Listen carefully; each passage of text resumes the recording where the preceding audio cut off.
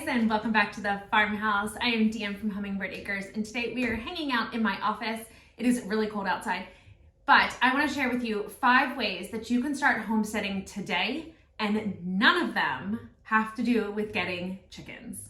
If we haven't met before, I am Deanne from Hummingbird Acres, and this is our place to share our homesteading adventures with you guys, gardening, from scratch cooking, natural living, and just pure family fun. Thanks so much for following along, and I can't wait to share with you how you can start homesteading today, and you don't have to buy chickens. I promise. You can homestead and not have chickens. Before we jump into the ways that you can start homesteading today, this year, let's talk a little bit about what is homesteading.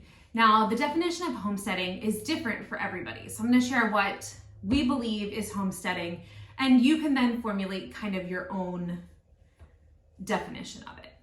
For us, homesteading is becoming more sustainable, self-sustainable, not relying on the grocery store as much, doing more for ourselves, and just not relying on really big things, big name things. We're really minimalist. We're trying to be minimalist. We're getting rid of a lot of stuff this year, but really just purging it down to the simplest things, living a simple life, spending more time as a family, and just really not depending on the bigger system in our country. And I don't really want to get into a political debate over it or anything like that, but that is what homesteading is to us.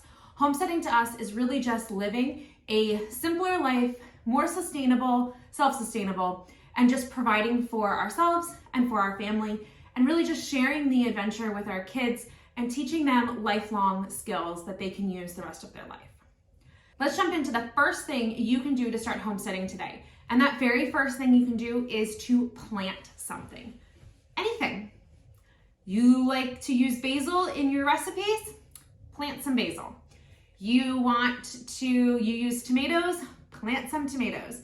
You like cucumbers? Plant some cucumbers. My first suggestion to you is plant something. Now, it could be winter right now, and that's fine. You can still plant something. There are indoor herb gardens that you can do in a window. You could start seedlings so that you're ready to plant in the summer. First thing you need to do is plant something. Doesn't matter what, just plant something. My second suggestion for you is to start cooking from scratch. Now, this could get very overwhelming very quickly.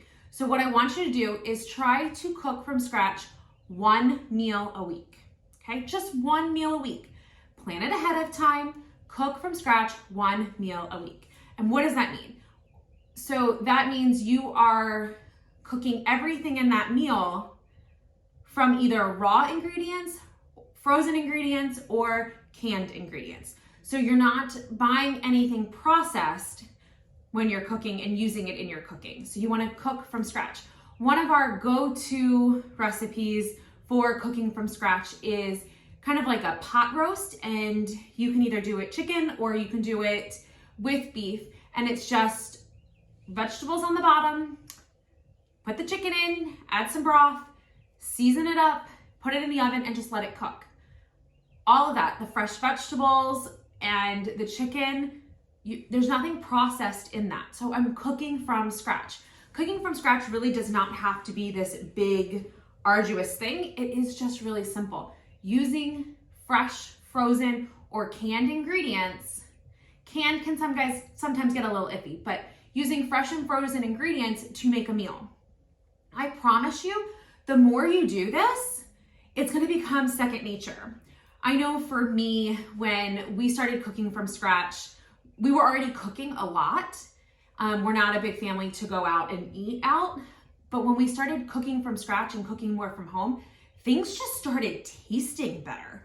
And I didn't want to buy the processed food anymore. I wanted to cook more things myself. So then I got into making breads and cheeses and sauces and all of those things for myself, and it just tastes so much better. I made a chicken dish last night that had our dehydrated tomatoes in it, and it was amazing. Those tomatoes tasted like summer.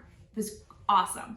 So the next thing you're gonna do after you plant something is you are going to try and cook from scratch at least 1 meal a week. Once you feel comfortable with 1 meal, then add on 2, add on 3. If you want some quick and easy from scratch recipes, check out our website. I've linked it below for you. Lots of quick and easy recipes for you. We are a family of 4 kids, 2 adults.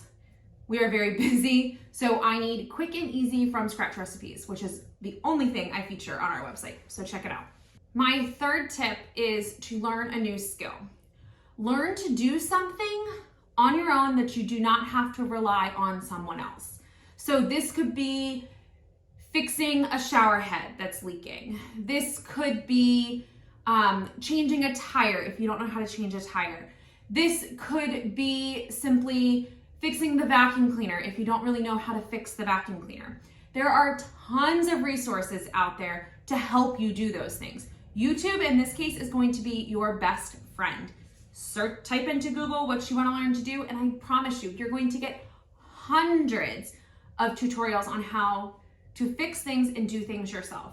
One part of homesteading is really doing things yourself, DIY, doing it yourself. So learn how to do it. I promise you, once you master one thing, you're going to be eager to learn the next thing, and then the next thing. And then you're going to have this huge tool belt of things that you know how to do that you can then use around your homestead, and you could even help others and maybe make a little bit of money for your homestead. So start learning how to do things on your own. It's going to help you in the long run, and it's just going to make you a more well-rounded person. My fourth thing to start living the homestead lifestyle is to start some sourdough. Sourdough is really good for your health. It's really good for your gut. It is an active yeast. It is a yeast that is found in nature, and you can make so many things from sourdough. We make our bread from sourdough, both just like our artisan loaves and our sandwich bread. I even make rolls.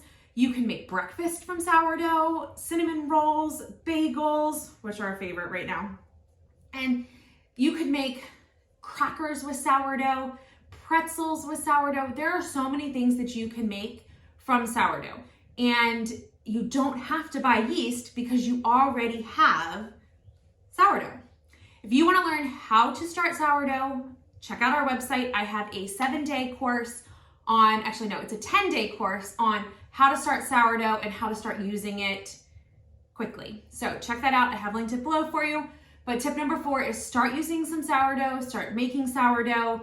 It is going to be good for your health, and it is going to force you to cook from scratch a little bit more. All right, and my 5th tip for starting homesteading today is to start saving money.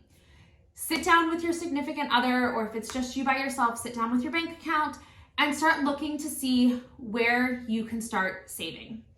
Do you have 6 subscriptions to different TV streaming services? Can you cut that down to maybe 1 or none? If you are going out for coffee every single day, can you limit that to maybe once a week? And maybe start making coffee at home. Research a little bit of things that would make your coffee at home better. So figure out some ways that you can start saving money.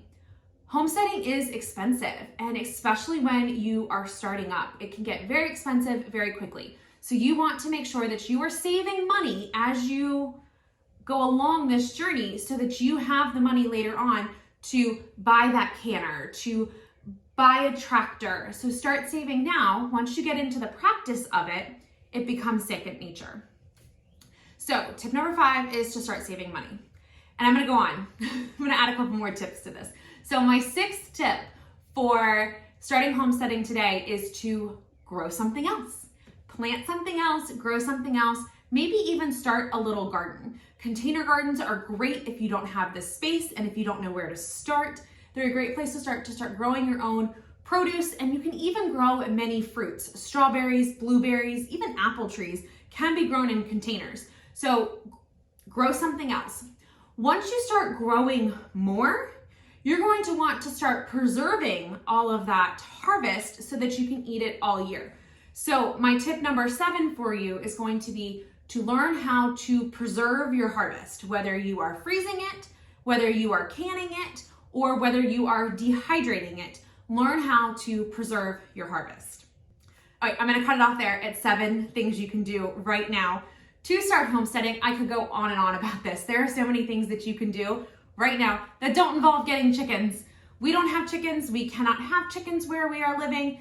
You don't need chickens to be sustainable. There are so many other things that you can do. So if you want to know more things that you can do to be self-sustainable and provide for your family and live the homestead lifestyle, be sure to check out our website. I have tons of resources listed there for you guys.